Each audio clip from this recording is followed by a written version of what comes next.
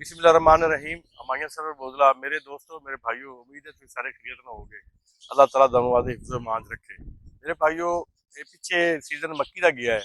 ਤੁਸੀਂ ਵੇਖ ਲਓ, ਬੜਾ ਮਹਿੰਗਾ ਬੀਜ ਖਰੀਦ ਕੇ, ਡੀਏਪੀ ਮਹਿੰਗੀ ਖਰੀਦ ਕੇ, ਬਿਜਲੀ ਜਿਹੜੀ ਮਹਿੰਗੀ ਇਸਤੇਮਾਲ ਕਰਕੇ ਅਸੀਂ ਸਾਰੇ ਕਿਸਾਨਾਂ ਨੇ ਆਦੀ ਫਸਲ ਜਿਹੜੀ ਉਹ ਗੱਡੀ ਤੇ ਹੁਣ ਉਹ ਆਦੀ ਫਸਲ ਜਿਹੜੀ ਉਹ ਪਾਇ ਤਕਮੀਲ ਤੇ ਪਹੁੰਚ ਗਈ ਹੈ।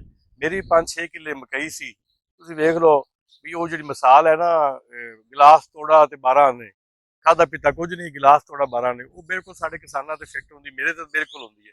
ਮੈਂ 4 ਲੱਖ ਰੁਪਇਆ ਟਿਊਬਲ ਦਾ ਬਿੱਲ ਭਰਿਆ ਹੈ। ਔਰ ਇਹ ਜਿਹੜਾ ਨਾ ਜੀ ਘਰ ਦਾ ਕੋਈ ਬਿੱਲ ਭਰਿਆ ਹੈ, ਇਵੇਂ ਕੋਈ ਦੇਣ ਲੈਣ ਕੀਤਾ ਹੈ, ਕੋਈ ਚੀਜ਼ ਨਹੀਂ ਰਹਿ ਗਈ।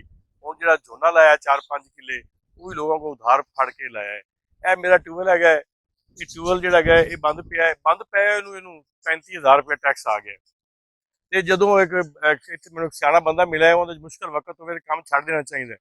ਮੈਂ ਕਿਹਾ ਯਾਰ, ਮੁਸ਼ਕਲ ਵਕਤ ਤਾਂ ਸਾਡੇ ਤੇ ਹੈ, ਇਹਨਾਂ 'ਚ ਕੋਈ ਸ਼ੱਕ ਨਹੀਂ, ਲੇਕਿਨ ਅਗਰ ਅਸੀਂ ਵਾਹੀ ਜੁੱਤੀ ਨਹੀਂ ਕਰਾਂਗੇ ਤੇ ਫਿਰ ਅਸੀਂ ਖਾਵਾਂ ਪੀਵਾਂਗੇ ਕਿਵੇਂ? ਅੱਗੋਂ ਸਾਡੇ ਨਾਲ ਸਾਨੂੰ ਬੱਚਿਆਂ ਦਾ ਰੋਜ਼ਗਾਰ ਕਿਵੇਂ ਚੱਲੇਗਾ? ਅੱਗੋਂ ਆਵਾਮ ਦਾ ਰੋਜ਼ਗਾਰ ਕਿਵੇਂ ਚੱਲੇਗਾ? ਸਾਡਾ ਸਾਰਾ ਸਿਸਟਮ ਬਲਾਕ ਹੋ ਜਾਏਗਾ। ਸਾਡੇ ਕੋਲ ਤਾਂ ਕੋਈ ਐਸੀ ਚੀਜ਼ ਨਹੀਂ ਹੈਗੀ। ਜਿਵੇਂ ਅਮੀਰ ਬੰਦੇ ਜਿਹੜੇ ਹੈਗੇ ਨੇ, ਉਹ ਆਦੀਆਂ 2-2 ਕਰੋੜ ਦੀਆਂ 3-3 ਕਰੋੜ ਦੀਆਂ ਫਾਰਚੂਨਰ ਲੈ ਕੇ ਟਿਕਟੌਕ ਬਣਾਉਂਦੇ ਨੇ, ਖੜੇ ਹੁੰਦੇ ਨੇ। ਅੱਗੋਂ ਜਿਹੜੇ ਮੁਲਾਜ਼ਮ ਹੁੰਦੇ ਨੇ 5-5 ਗਾਰਡ 6-6 ਗਾਰਡ, ਉਹਨਾਂ ਦਰਵਾਜ਼ੇ ਖੋਲਦੇ ਨੇ। ਸਾਡਾ ਤਾਂ ਰੂਸੀ ਟਰੈਕਟਰ ਹੈਗਾ, ਉਹਦਾ ਵੀ ਦਰਵਾਜ਼ਾ ਕੋਈ ਨਹੀਂ ਹੈਗਾ, ਸਾਨੂੰ ਚੜ੍ਹ ਕੇ ਆਪ ਉੱਤੇ ਕੰਮ ਕਰਨਾ ਪੈਂਦਾ ਹੈ। ਅਸੀਂ ਸਿੱਧੇ ਸਾਦੇ ਜਿਹੇ ਸ਼ਰੀਫ ਬੰਦੇ ਹੈ ਤੇ ਬੜੇ ਇਸ ਹਾਲਾਤ ਤੋਂ ਪਰੇਸ਼ਾਨ ਹੈ। ਤੇ ਜਦੋਂ ਵੀ ਹਾਲਾਤ ਇਸ ਹੁਕੂਮਤ ਦੇ ਆਉਂਦੇ ਨੇ, ਮੀਆਂ ਸ਼ਬਾਜ਼ ਸ਼ਰੀਫ ਦੇ, ਮੀਆਂ ਨਵਾਜ਼ ਸ਼ਰੀਫ ਦੇ, ਇਹਨਾਂ ਨੇ ਸਾਡੀ ਤਬਾਹੀ ਲਾ ਦਿੱਤੀ ਹੋਈ ਹੈ। ਔਰ ਬਾਕੀ ਤੁਸੀਂ ਵੇਖ ਲਓ, ਕਿਸੇ ਜਗ੍ਹਾ ਤੇ ਇਸ ਤਰ੍ਹਾਂ ਦਾ ਬੁਰਾ ਹਾਲ ਨਹੀਂ ਜਿੰਨਾ ਪੰਜਾਬ ਦੇ ਵਿੱਚ ਔਰ ਪਾਕਿਸਤਾਨ ਦੇ ਵਿੱਚ ਕਿਸਾਨਾਂ ਦਾ ਬੁਰਾ ਹਾਲ ਹੈ। ਤੇ ਮੇਰੀ ਦੋਸਤਾਂ ਨੂੰ ਅਪੀਲ ਹੈ, ਭਾਈਵਾਲਾਂ ਨੂੰ ਅਪੀਲ ਹੈ, ਜਿਹੜੇ ਲੋਕ ਜ਼ਿਮੀਂਦਾਰਾਂ ਨਹੀਂ ਕਰਦੇ ਪਏ, ਖੇਤੀਬਾੜੀ ਨਹੀਂ ਕਰਦੇ ਪਏ, ਸਾਡੇ ਦੋਸਤ ਨੇ, ਸ਼ਹਿਰ 'ਚ ਰਹਿਣ ਵਾਲੇ ਲੋਕ ਨੇ, ਆਮ ਆਵਾਮ ਹੈ, ਤਾਜਰ ਹੈ, ਮੇਰੀ ਉਹਨਾਂ ਨੂੰ ਅਪੀਲ ਹੈ ਕਿ ਤੁਸੀਂ ਸਾਰਿਆਂ ਨੂੰ ਮੌਕਾ ਦਿੱਤਾ ਹੈ। ਤੁਸੀਂ ਪਾਕਿਸਤਾਨ ਦੇ ਫੌਜੀਆਂ ਨੂੰ ਮੌਕਾ ਦਿੱਤਾ ਹੈ ਵੀ ਤੁਸੀਂ ਮਾਰਸ਼ਲਾਂ ਲਾਓ ਤੇ ਮੁਲਕ ਤੇ ਹੁਕਮਰਾਨੀ ਕਰੋ। ਉਸ ਬਾਅਦ ਤੁਸੀਂ ਸਿਆਸਤਦਾਨਾਂ ਸਾਰਿਆਂ ਨੂੰ ਮੌਕਾ ਦਿੱਤਾ ਹੈ।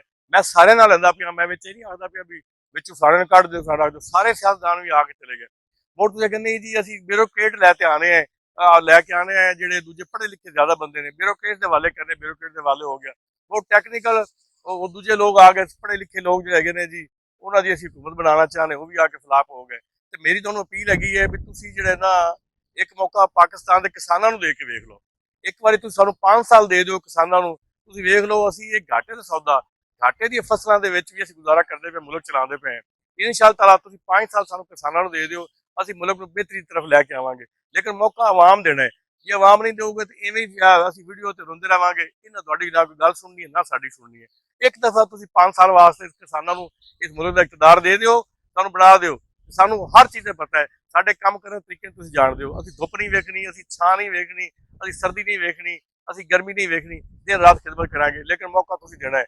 ਮੇਰੀ ਤੁਹਾਨੂੰ ਅਪੀਲ ਹੈ ਇਹਦੇ ਤੇ ਜ਼ਰਾ ਤੁਸੀਂ ਲਾਜ਼ਮੀ ਗੌਰ ਕਰਿਆ, ਵਰਨਾ ਇਹਨਾਂ ਤੋਂ ਸਾਡੀ ਜਾਨ ਜਿਹੜੀ ਹੈ ਨਾ ਜੀ ਉਹ ਨਿਕਲ